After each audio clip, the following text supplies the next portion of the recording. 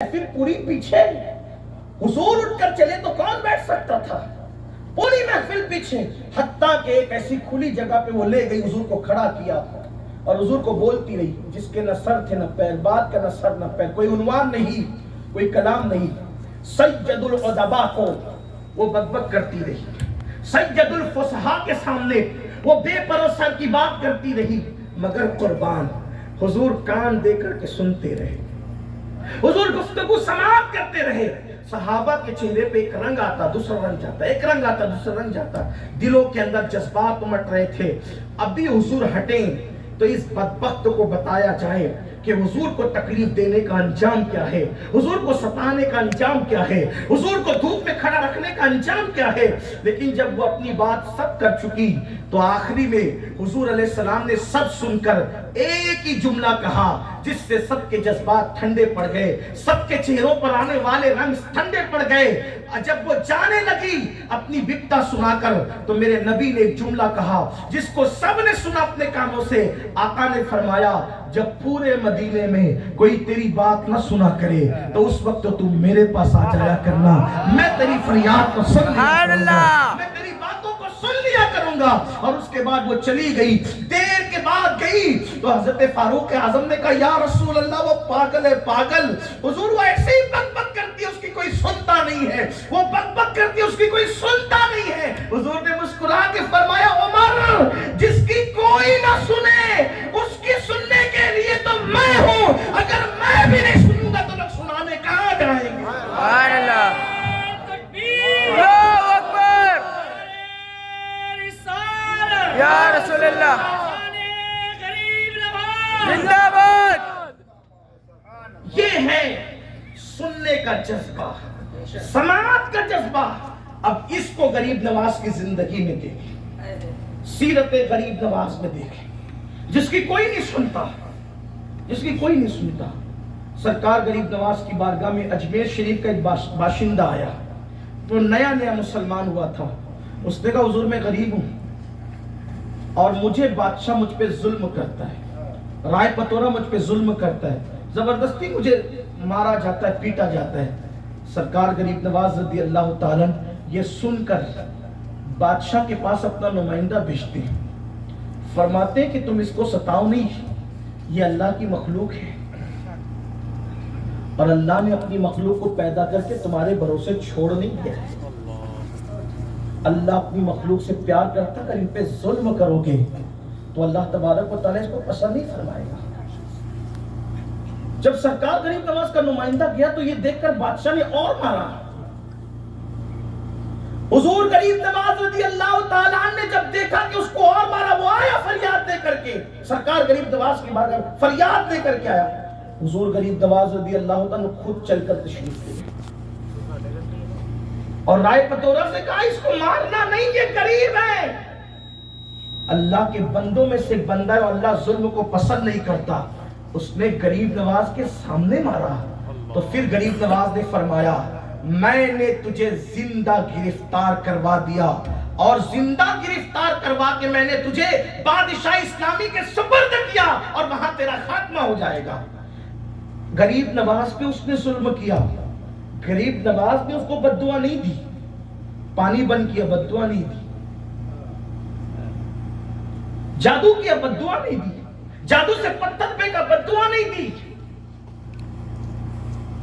सरकार गरीब नवाज रज़ी अल्लाह ताला को हर एतबार से सताया, बद्दुआ नहीं दी, लेकिन एक गरीब फरियाद लेकर के आया और उसकी फरियाद सुन करके सरकार गरीब नवाज ने नुमाइंदा भेजा, नहीं सुना, नुमाइंदा भेजा, नहीं सुना, खुद तशरीफ ले गए उस गरीब की फरियाद देकर। बल्कि आओ सरकार मुस्तफा जान रहमत की वो फरियाद सुनने का अक्स जमील दूसरे मकाम पर देखे।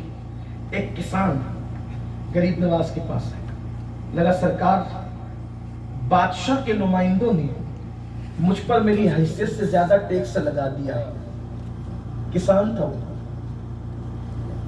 किसान लोग तो गरीब ही होते, उनके कपड़े मैले कुचेले फटे पुराने, उनकी कौन सुनता है? तरक्की याफ्ता दौर में कोई नहीं सुनता, तो बादशाह के दौर में कौन सुनता? क्या था उनकी औकात क्या थी? लेकिन गरीब नवाज अपने नाना के परतवे जमील थे, अक्से जमील थे। किसान आया, बादशाह ने टैक्स लगा दिया, सुना है कि बादशाह के मुरीद का मुरीद है। राय पतोरा खत्म हो चुका था उस वक्त, दिल्ली पे अल्तमश की हुकूमत थी। अल्तमश कुतुबुद्दीन बख्तियार काकी के मुरीद थे।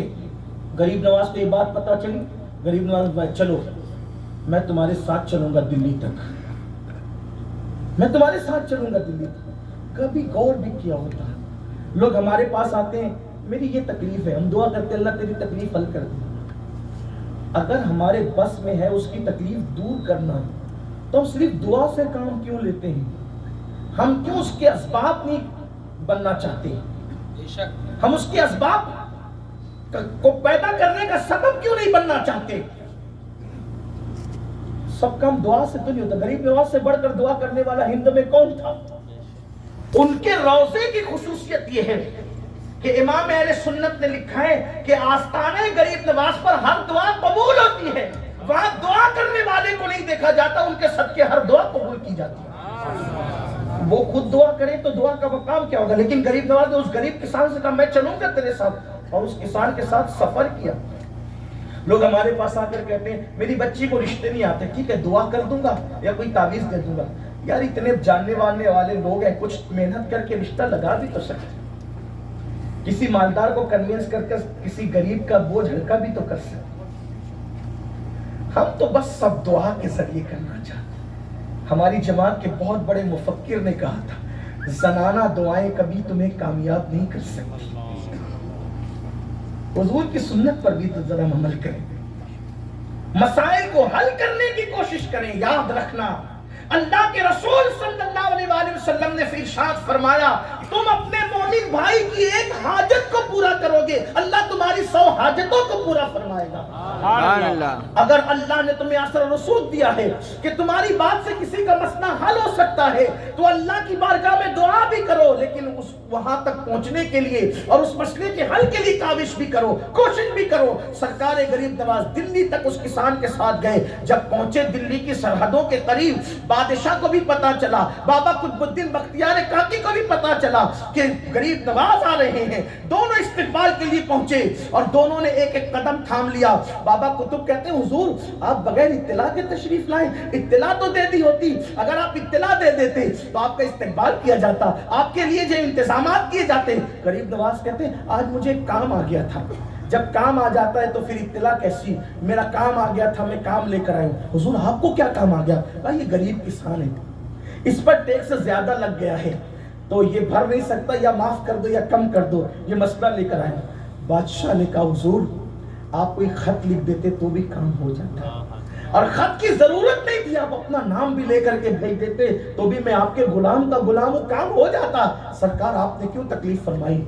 आपका जवाब सुनो। गरीब नवाज फरमाते हैं मुझे यकीन था खत से भी काम होता, मेरे नाम से भी काम होता, लेकिन इसके साथ जो मैं हर कदम पे चल करके आया वो कदम का सवाब मुझे कैसे मिलता?